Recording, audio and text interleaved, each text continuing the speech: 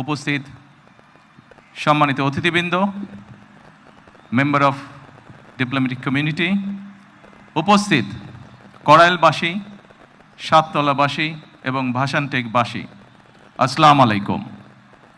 আজকে এই অনুষ্ঠানটি আমাদের জন্য অত্যন্ত একটি গুরুত্বপূর্ণ অনুষ্ঠান, একটি স্মরণীয় দিন এবং একটি ঐতিহাসিক অনুষ্ঠান। প্রথমেই আমি আল্লাহ রাব্বুল আলামিনের দরবারে হাজারো শুকরিয়া, লক্ষ কোটি শুকরিয়া আমি আদায় করছি। নির্বাচনের মাধ্যমে বর্তমানে বাংলাদেশে জনগণের কাছে জবাবদিহিমূলক, জনগণের প্রতিনিধিমূলক একটি সরকার প্রতিষ্ঠিত হয়েছে। এই সরকারকে এই দেশের মানুষ নির্বাচিত করেছেন। স্বাভাবিকভাবে এই সরকার এই দেশের মানুষের কাছে জবাবদিহি করতে বাধ্য। সম্মানিত উপস্থিতিবৃন্দ, আজকের এই অনুষ্ঠানটি বা এই অনুষ্ঠানকে কেন্দ্র করে যে কারণে আমরা এখানে আজকে উপস্থিত হয়েছি, এটি বহু বছর যাবৎ বাংলাদেশ জাতীয়তাবাদী দল পরিকল্পনা গ্রহণ করেছে। বাংলাদেশের জনসংখ্যার অর্ধেক জনসংখ্যা হচ্ছে নারী। আমরা দৃঢ়ভাবে বিশ্বাস করি এই অর্ধেক জনসংখ্যাকে যদি আমরা পেছনে রাখি, এই অর্ধেক জনসংখ্যাকে যদি আমরা এম্পাওয়ার না করি, তাদেরকে যদি ক্ষমতায়ন না করি, শিক্ষা এবং অর্থনৈতিকভাবে তাদেরকে যদি ক্ষমতায়ন আমরা না করতে পারি, তাহলে অবশ্যই দেশকে কোনোভাবেই সামনে এগিয়ে নিয়ে যাওয়া সম্ভব না। আপনাদের নিশ্চয়ই সকলের খেয়াল আছে, এর আগে বিএনপি সরকার যখন দেশ পরিচালনার দায়িত্বে ছিলেন, দেশনেত্রী বেগম খালেদা জিয়া যখন দেশ পরিচালনার দায়িত্বে ছিলেন, সেই সময় সমগ্র বাংলাদেশে তিনি নারীদের শিক্ষা ব্যবস্থা, স্কুল পর্যায় থেকে ইন্টারমিডিয়েট লেভেল পর্যন্ত শিক্ষা ব্যবস্থাকে বিনামূল্যে করার ব্যবস্থা করেছিলেন।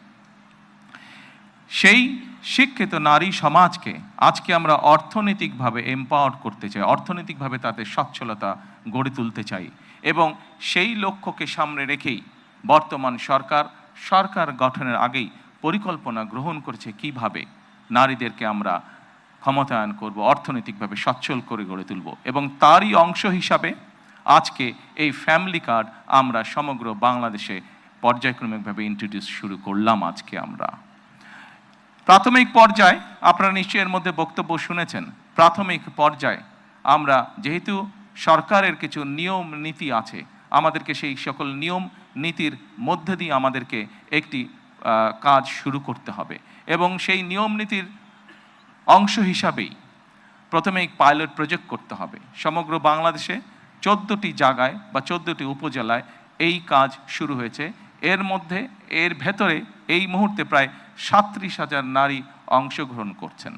আমাদের এই কড়াইল এলাকা, ভাসানট এলাকা এবং সাততলা, এই 3টি এলাকায় প্রায় 15,000 নারীকে এই কার্ডের সুবিধার আওতায় আজকে নিয়ে আসা হয়েছে।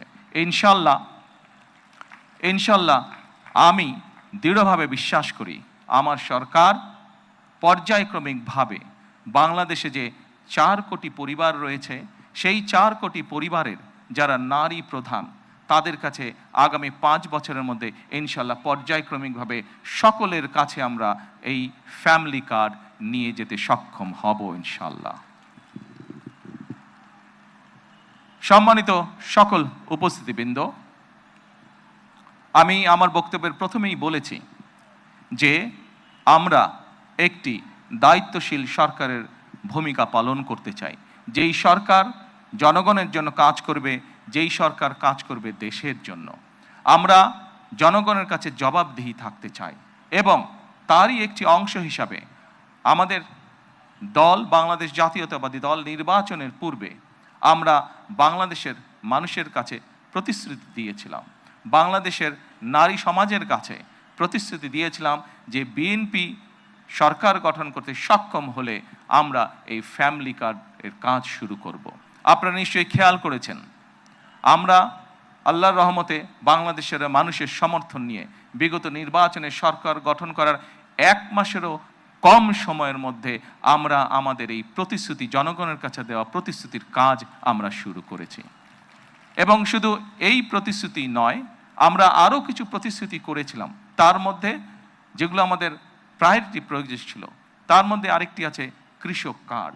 সেই কৃষক কার্ডের কাজও আমরা শুরু করেছি ইনশাআল্লাহ। ঠিক আজকের এই অনুষ্ঠানে আমরা যেভাবে 37,000 মানুষের কাছে, 37,000 নারীর কাছে আমরা ফ্যামিলি কার্ড তুলে দিতে সক্ষম হয়েছি, ঠিক একইভাবে আগামী মাসের মধ্যে আগামী মাসের ভেতরে আমরা কৃষক ভাইদের কাছেও, বহু কৃষক ভাইদের কাছে আমরা কৃষক কার্ড তুলে দিতে সক্ষম হব ইনশাআল্লাহ।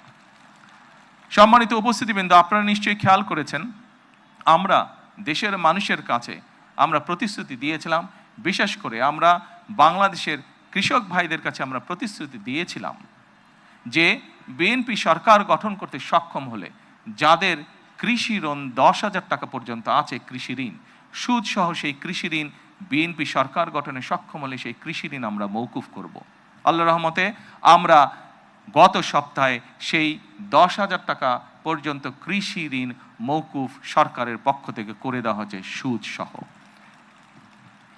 এইভাবে একে একে আমরা জনগণের কাছে দেওয়া প্রতিশ্রুতিগুলো, যেই প্রতিশ্রুতিগুলো পূরণের মাধ্যমে জনগণের ভাগ্যের পরিবর্তন হবে, যেই প্রতিশ্রুতিগুলি পূরণের মাধ্যমে, একটি সরকারের প্রতিশ্রুতি পূরণের মাধ্যমে দেশের ভাগ্যের পরিবর্তন হবে, জনগণের ভাগ্যের উন্নয়ন ঘটবে, সেই প্রতিশ্রুতিগুলো আমরা ধীরে ধীরে পর্যায়ক্রমিকভাবে যে কোনো মূল্যে পূরণের চেষ্টা করব। আজকে এই ফ্যামিলি কার্ড ব্যক্তিগতভাবে আমার জন্য আজকের দিনটি খুবই ইমোশনাল। কারণ এখানে আজকে যারা আপনারা অতিথি উপস্থিত আছেন, এখানে কিছু মানুষ উপস্থিত আছেন যাদের সাথে বিগত অনেকগুলো বছর ধরে আমি বসে বসে আমরা পরিকল্পনা গ্রহণ করেছি যে কিভাবে যখন সময় আমরা পাবো, সুযোগ পাবো, জনগণের সমর্থন পাবো, সেই ফ্যামিলি কার্ডটিকে আমরা বাস্তবায়ন করব।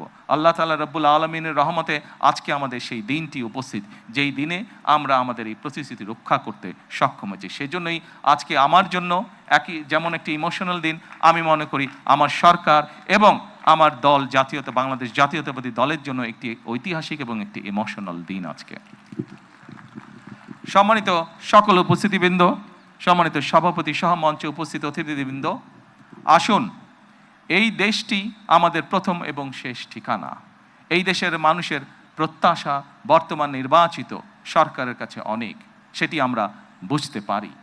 কিন্তু একই সাথে আমরা যদি বাস্তবতা বিবেচনা করি এবং সমসাময়িক ঘটনা, মধ্যপ্রাচ্যের যে পরিস্থিতি, সকল কিছু যদি বিবেচনা করি, তাহলে আমরা যে প্রতিশ্রুতিগুলি দিয়েছিলাম, আমরা অবশ্যই আমাদের প্রতিশ্রুতি থেকে বিন্দুমাত্র আমরা অবস্থান পরিবর্তন করব না। হয়তো সমসাময়িক বৈশ্বিক পরিস্থিতির কারণে ক্ষেত্র বিশেষে হয়তো আমাদের কিছু কিছু ক্ষেত্রে সময় বেশি লাগতে পারে প্রতিশ্রুতিগুলো বাস্তবায়নের জন্য। সেজন্যই আজকে আমি সকলকে অনুরোধ করব, এখানে যে সকল এলাকাবাসী উপস্থিত আছেন আপনাদেরকে, আপনাদের মাধ্যমে সমগ্র দেশবাসী যে সকল উপস্থিত আছেন আপনাদের মাধ্যমে সমগ্র দেশবাসীকে এবং মিডিয়ার মাধ্যমে সমগ্র দেশবাসীকে আমি অনুরোধ করব যে আসুন আমরা ধৈর্যের সাথে সমগ্র পরিস্থিতি মোকাবেলা করি, আমরা ধৈর্যের সাথে সুন্দরভাবে আমাদের এই দেশটিকে গড়ে তুলি। সম্মানিত সকল অতিথিবৃন্দ, আমি নির্বাচনের সময় একটি কথা প্রায় বলতাম, প্রত্যেকটি নির্বাচনী জনসভায় আমি একটি কথা আমার বক্তব্যের শেষে আমি তুলে ধরতাম। সেই কথাটি ছোট্ট একটি স্লোগানের মতন, আপনাদের সকলের কম বেশি জানা আছে, সমগ্র বাংলাদেশের মানুষের কাছে স্লোগানটি পৌঁছে গেছে। আজকে সেই স্লোগানটি দিয়ে আমি আমার বক্তব্য শেষ করতে চাই। সেই স্লোগানটি ছিল, করব কাজ, গড়ব দেশ, সবার আগে বাংলাদেশ। সকলকে আবারও আন্তরিকভাবে ধন্যবাদ জানিয়ে আজকে আমার বক্তব্য আমি শেষ করছি। আল্লাহ হাফেজ। বাংলাদেশ জিন্দাবাদ।